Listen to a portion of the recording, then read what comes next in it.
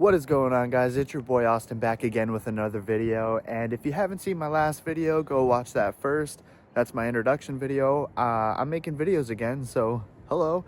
But today I'm working on my 2002 Forester. We're putting on an ADF lift kit, baby. Let's go.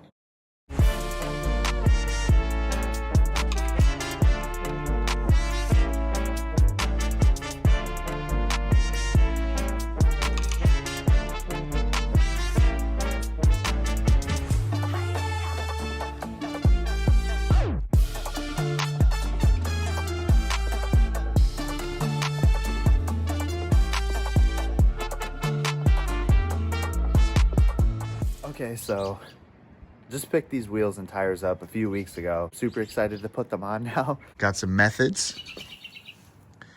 These tires were brand new on these, which was a super plus. I went with a, what is this, 15 by 7. I can't remember the offset, but I'm running a 235 75 15. And these current ones that I have are 215 60 16. So I went one size down on the rim and I'm going way up on the tire, so you guys will see soon. So I ended up actually getting 5. I got 1 2 3 4 5. The reason for that, 1, because you're selling it that way. 2, one's going to be sitting in the roof rack as a spare. I can't fit it in my factory spare tire well area, and I also don't want to just leave it laying in the back here. So hey, I was like, you know what, I got this roof rack already, might as well put it to use. So I'm gonna have to find a way to mount that up there, obviously, but that's a project for a different day. Today we're installing the lift kit. All right guys, so it is time to install the lift kit. Fortunately, I'm lucky enough to have a lift to do this on. I do work at a shop, so it is a huge plus that we have, so it's gonna make our install go a lot easier. I'm unboxing the lift kit, and I'll show you guys exactly what we're working with here. A 2-inch in the front, and we got 2.5 in the rear, because these are known for saggy butt syndrome. That'll help with this. And then we also got the 2-inch trailing arm spacers with the hardware and rear camber bolts to help pull that alignment into correct specifications. So this is lifted up right now, kind of hoping where I'm going to be at when we're done. I already showed you guys yesterday the wheels and tires, so I'm going to pull these out and get everything started for you.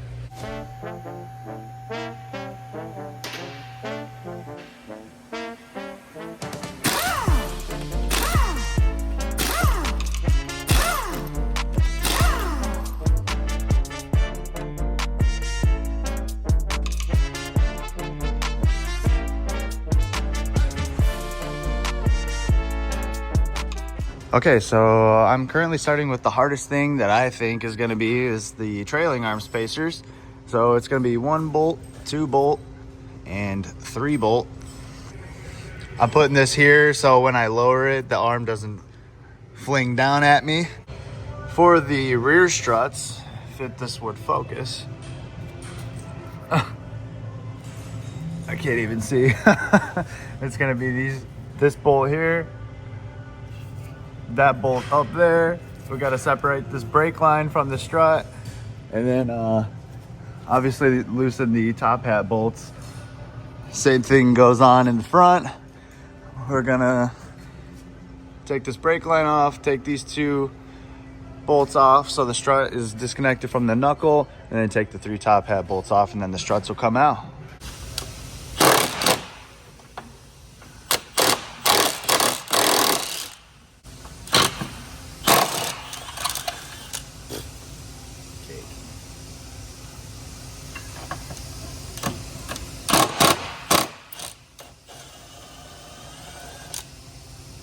Okay, so we're using Technician's glitter, anti-seize, and I don't want this thing getting seized up in there, clearly.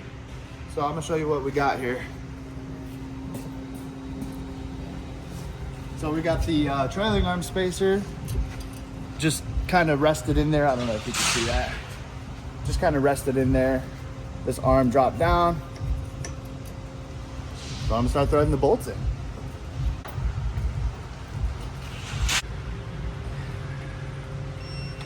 Ow. Come on.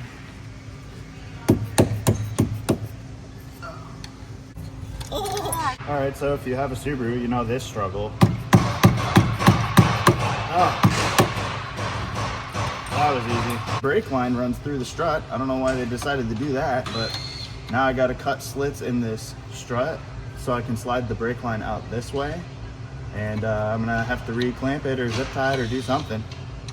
But now it's time for the angle grinder without actually cutting my brake line. All right, kids, safety first. Got my Dremel.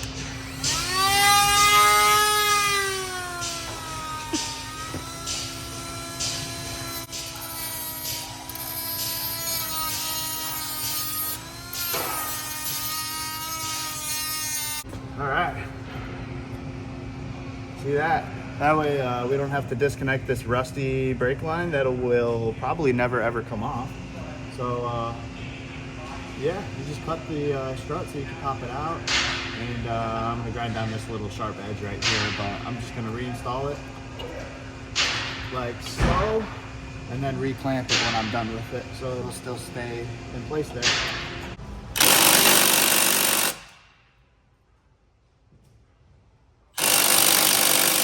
So I literally sprayed that with PP Blaster last night to avoid this situation. So I'm not messing around now. This is...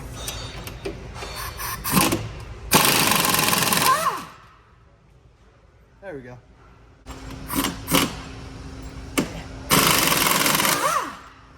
All right, so I got both struts taken off here. Brake line's disconnected. I think I'm gonna have to undo my sway bar end link to get some more clearance. But as you see, I'm ready to, oh yeah, there we go. I'm ready to take the top hats off here. So I'm just gonna reach in here and pop this cover back. Look at that. All right, got the struts off. They're kind of crusty, but it's time to bolt these spacers on.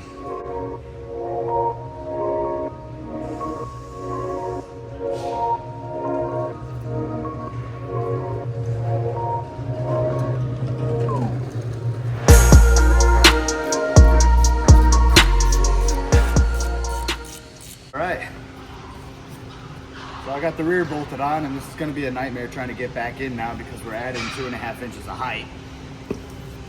But, so yeah, this is going to be a nightmare because it's almost the size of me.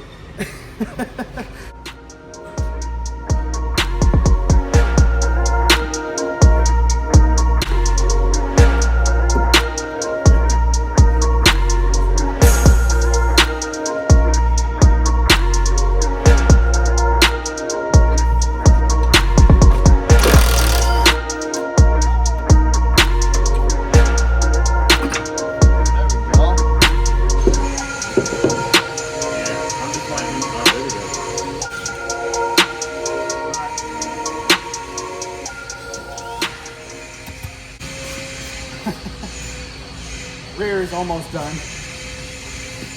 So far so good, honestly. I'm gonna have to knock on some wood. But I'm gonna go ahead and do the front now. Everything's coming along, as you guys see. This is what I'm talking about.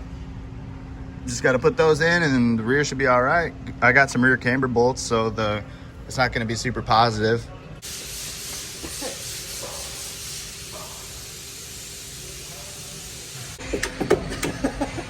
There we go. God, what a nightmare.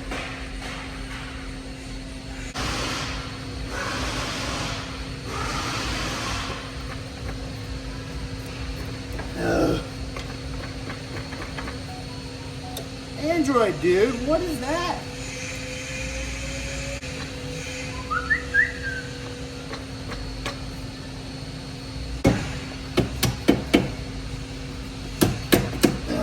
There we go.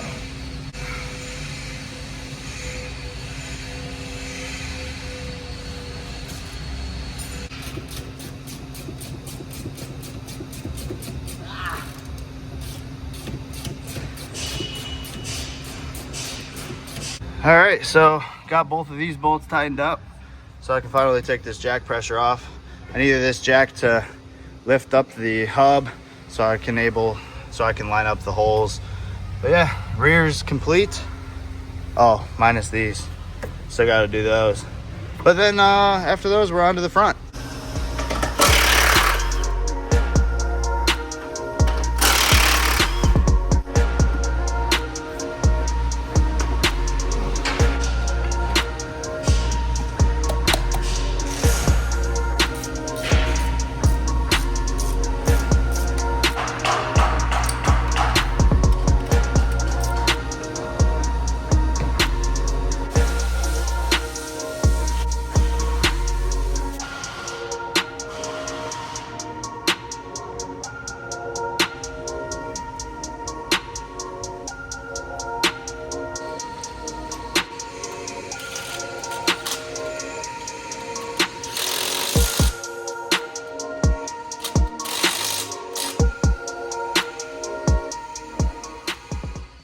Okay, so we installed the lift kit. It was relatively easy for maybe a 1 or 2 person job. Luckily I have a lift to work on, and we're not doing this in the driveway or something, but the kit is pretty self-explanatory. It's really good quality. Came with all the hardware, the bolts. I mean, there was no instructions in it, but if you couldn't figure it out, then I don't know what you're doing. But as you see with the little edit going on, everything's done. Now it's time to put the wheels and tires on and get my angle grinder out and start cutting some bumpers. I did install 1-inch spacers in the front and the rear. Due to test fitting, I noticed that the tire was actually hitting the strut in the back, so I wanted to get 1-inch space to clear the back area. I did just install these with some thread locker because I do not want to mess around and have wheels flying off. So all these are torqued 100%. Now it's the fun part. We get to put the wheels on and we get to see how much we actually have to cut. So we're almost there, but the lift kit is complete.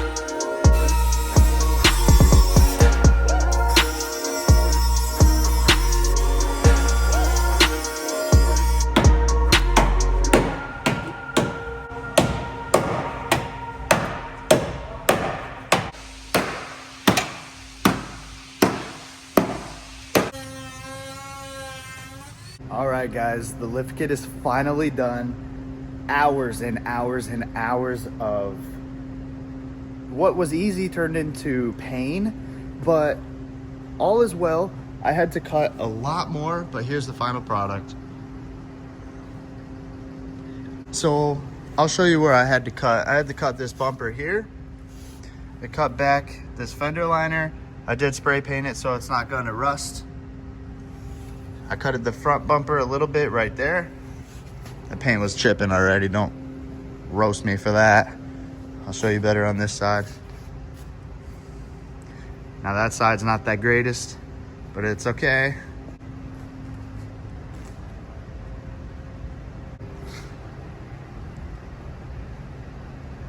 All right, guys, just made it home after the drive. Everything seemed to be okay.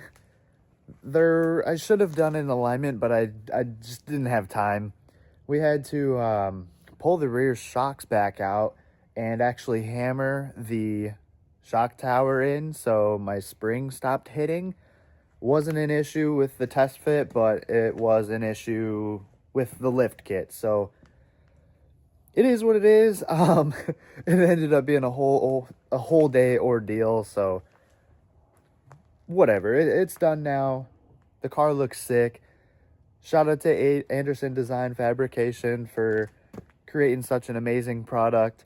The install overall was pretty straightforward. It was pretty easy to do. It was just minor complications that I had with my own personal vehicle.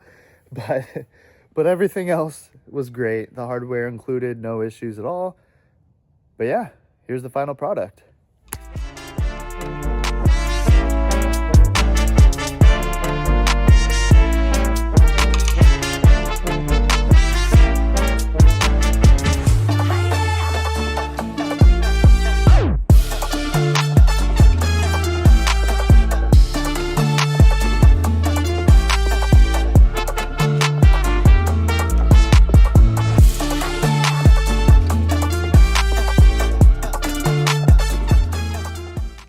All right, guys, this is going to be the end of the video. I really appreciate you if you made it this far. If you found this video helpful or information at all, that's awesome.